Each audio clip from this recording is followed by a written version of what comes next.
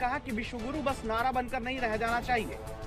Derek O'Brien ने कहा कि सरकार विश्वगुरु होने का ढोंग करती है। संजय राउत ने कहा कि मध्यस्थता दलाली नहीं, हमारे पीएम डर क्यों रहे हैं। दरअसल ऑल पार्टी मीटिंग में विपक्ष ने सवाल उठाए कि ट्रंप आखिर शहबाज शरीफ के सोशल मीडिया पोस्ट को रिपोस्ट करके तारीफ कर रहे हैं। इस पर विदेश मंत्री एस जयशंकर ने कहा था कि भारत पाकिस्तान जैसा दलाल देश नहीं।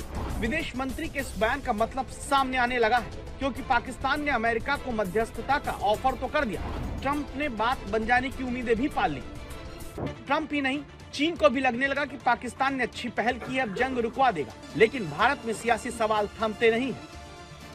पाकिस्तान अगर मध्यस्थता कराएगा, ऐसा प्रेसिडेंट ट्रंप बोलता है, तो हमारी सरकार ने आत्महत्या करनी चाहिए।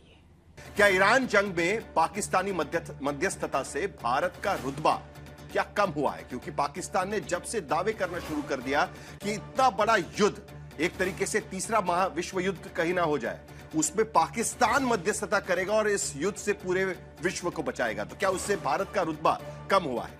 दूसरा सवाल, क्या पाकिस्तानी मध्यस्थता से ईरान जंग में शांति बहाल होने की उम्मीद है? कि भाई आज की स्थिति में कोई किसी की सुनने वाला है नहीं, बेवजह मध्यस्थता करने की कोई मतलब नहीं। आप डोनाल्ड ट्रंप को जानती, सभी पूरी दुनिया डोनाल्ड ट्रंप को जानती है, वो किसी की सुनने वाले हैं नहीं।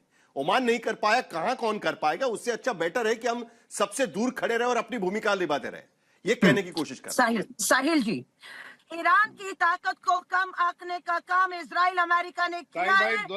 भरोसा करके भारत को उसका नुकसान उठाना पड़ रहा है। अगर हमने इजराइल और अमेरिका पर भरोसा ना किया होता, जिन्होंने ईरान की ताकत को कम करने आंकने की गलती कर दी है, उसका खामियाजा आज भारत को ना भुगतना होता। आज आप कह रहे पाकिस्तान जो है वो मध्यस्थता नहीं कर रहा, भाजपा के प्रवक्ता खिसियानी बिल्ली खंबा नोचे कह रहे पोस्टमैन की भूमिका कर रहा है पाकिस्तान, और आपके विदेश मंत्री कहते हैं वो तो दलाल है। अरे वो दलाल, आज सच्चाई ये है कि अमेरिका हो, वो इजराइल हो, वो पाकिस्तान में बैठकर शांति के लिए प्रयास कर रहे हैं। अब भारत को समझ नहीं आ रहा हड्डी उगले या गले में हड्डी निकले क्या है, क्योंकि या तो शांति के प्रयास जो भी हो रहे हैं नहीं हो रहे, उसमें वो भूमिका निभाएं तो शांति के लिए आगे बढ़े, या उन प्रयासों को सैयद जफर इस्लाम खिसियानी बिल्ली खंबा नोचे। तो आज भारत अपनी भूमिका निभा रहा है, भारत अपने हितों की रक्षा कर रहा है। भारत जो है पक्षदार है, बहुत क्लियर कर दिया कि हम सिर्फ पक्षदार है पीस के, और पीस गवर्नमेंट की, जिससे प्रधानमंत्री जी की बारी अभी भी बात हो रही है। देखिए सलमान नहीं, अरे यार इनको बोलने की बीमारी है क्या? बोलने की बीमारी है क्या? नहीं, अरे अलका जी ठीक नहीं है, अलका जी ठीक नहीं है। आशुतोष जी जरा आपसे इस बात को समझना है, क्योंकि देखिए पाकिस्तान तो कह रहा है कि भाई मध्यस्थता करेंगे। ईरान की तरफ से लगातार सब सारे बयान आए हुए हैं। ईरान के जो स्पीकर हैं उन्होंने भी बयान दिया हुआ है, काली बाफ, वो कह रहे हैं कि भाई कैसे भरोसा करें, जब बातचीत कर रहे थे ओमान में उसी बीच हमला कर दिया, अब दोबारा बातचीत के लिए बुला लेंगे, सैन्य घुसा देंगे ईरान के भीतर, तो हम तो इस बातचीत पे ज्यादा भरोसा रखने वाले हैं नहीं, क्योंकि ये होने वाला है नहीं। ऐसे में भारत सरकार जिस चीज में पढ़ने की जरूरत नहीं है उसमें नहीं पढ़ रही है। दूसरी तरफ वो कह रहे हैं हम सबसे बात कर ही रहे हैं, लेकिन उसके बावजूद विपक्ष को ऐसा क्यों लगता है कि भारत को एक ठोस भूमिका लेनी चाहिए? क्या भूमिका लेनी चाहिए वो कोई नहीं बता पा रहा। देखिए, मैं उम्मीद करता हूं कि जब मैं बोलूंगा तो बाकी लोग इसमें ना डिस्टर्ब करें बीच में, तो अच्छा ही रहेगा। बहुत अगर आप देखें तो भारत की पूरी विदेश नीति इस पूरे मामले में लंबे समय के बाद एक बहुत बड़े संकट के दौर से गुजर रही है। दरअसल एक बड़ा ब्लंडर किया है, जिसको अब डैमेज कंट्रोल करने की कोशिश की जा रही है, लीपापोती करने की कोशिश की जा रही है। आप सोचिए कि इजराइल में 2 दिन पहले प्रधानमंत्री जी वहां थे, अगर इस बीच में युद्ध शुरू हो जाता तो क्या होता, फिर आप सोच सकते हैं इसको। पर 2 दिन पहले प्रधानमंत्री जी वहां पे थे और अचानक युद्ध शुरू हो जाता है। ये कितनी सेंसिटिव बात है इस बात को लेके।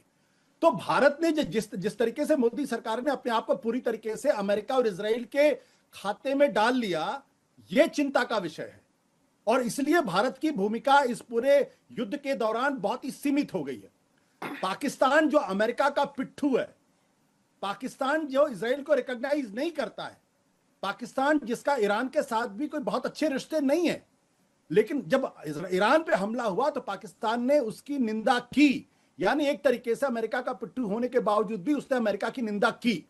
और वो पाकिस्तान आज तीनों देशों के, अमेरिका और ईरान के बीच में मध्यस्थता करने की कोशिश कर रहा है। इससे भारत का स्टेचर नहीं बढ़ रहा, लेकिन पाकिस्तान को जो भारत फेल्ड स्टेट बताने की कोशिश करता रहा, रोग स्टेट बताने की कोशिश करता रहा, आतंकवादी देश बताने की कोशिश करता रहा, इसका मतलब यह है कि उस भारत की बात को कोई, मोदी सरकार की बात को कोई सुनने को तैयार लेकिन नहीं है। आशुतोष जी, जो चीज विफल है उस पर चर्चा करने का क्या फायदा? आपने देखा कि ओमान जैसा देश ये मध्यस्थता नहीं कर पाया। जब चर्चा हो रही थी, ओमान के विदेश मंत्री आकर कह रहे थे कि भाई बड़ी सफल चर्चा चल रही है, उस बीच जाकर अमेरिका ने हमला शुरू कर दिया। क्या भरोसा डोनाल्ड ट्रंप क्या करेंगे? जिस पछड़े में जाकर नुकसान उठाना है उसमें जाने की क्या जरूरत? कहीं ना कहीं ये भी तो कोई सवाल उठा रहा है ना आज की स्थिति। साहिल, इस पूरे घटनाक्रम में ओमान का स्टेचर कम नहीं हुआ, उसमें ट्रंप को और अमेरिकी सरकार को नुकसान पहुंचा है कि आप निगोशिएट करते हैं, आप बातचीत करते हैं, उसके बाद आप वापस चले जाते हैं। उनकी क्रेडिबिलिटी खत्म, ओमान की क्रेडिबिलिटी खत्म नहीं हुई है।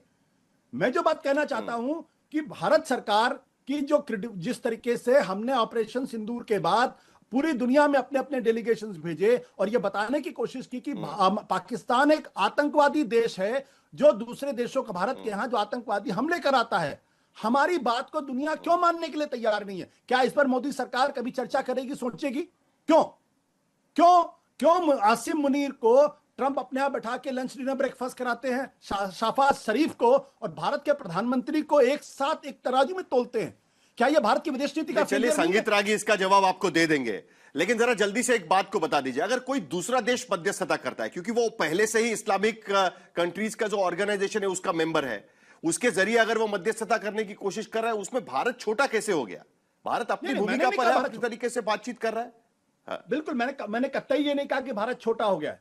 मैंने ये कहा कि पाकिस्तान का स्टेचर बढ़ता है और दुनिया भारत की बात को नहीं मानने के लिए तैयार है। क्यों? कि पाकिस्तान एक आतंकवादी देश है, ये मैंने कहा। दूसरी बात, संगीत रागी जी वो उठा रहे हैं कि बेसिकली विपक्ष भी यही कह रहा है कि भाई आप विश्व गुरु का है कि अगर आप मध्यस्थता नहीं कर सकते। आशुतोष भी कहीं ना कहीं वही चीज लाने की कोशिश कर रहे हैं। साहिल, मुझे लगा था कि राजनीतिक विश्लेषक को अच्छी जानकारी है, वेस्ट एशिया के बारे में अच्छे पढ़े लिखे व्यक्ति हैं। ईरान कहता है कि भारत मित्र देश है और आशुतोष कहते हैं कि हम जाकर के अमेरिका और इजराइल के पाले में जाकर के खड़े हो गए।